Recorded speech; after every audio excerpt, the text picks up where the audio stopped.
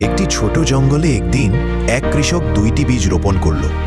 একটি বাঁশের বীজ আর একটি ছিল আপেলের বীজ। সময় গড়াতে লাগলো। কয়েক সপ্তাহ পর আপেলের গাছ মাটি থেকে মাথা তুলে দাঁড়াল। সে সূর্যের আলোয় বড় হতে লাগলো। লোকেরা এসে বলল, বাহ, কত সুন্দর গাছ, কবে ফল দেবে? আর সবাই তার প্রশংসা করল।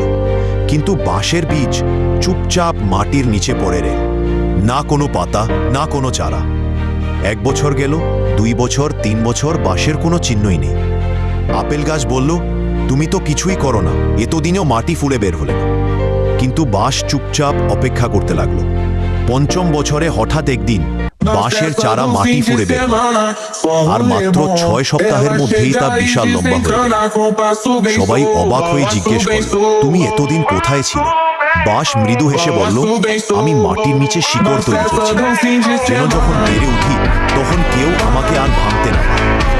শেষে উপসংহার, ধৈর্য থাকলে সফলতা আসবে। কিছু কিছু বড় কিছু হতে সময় লাগে, কিন্তু সেটা একবার হলে পেছনে তাকাতে হয়।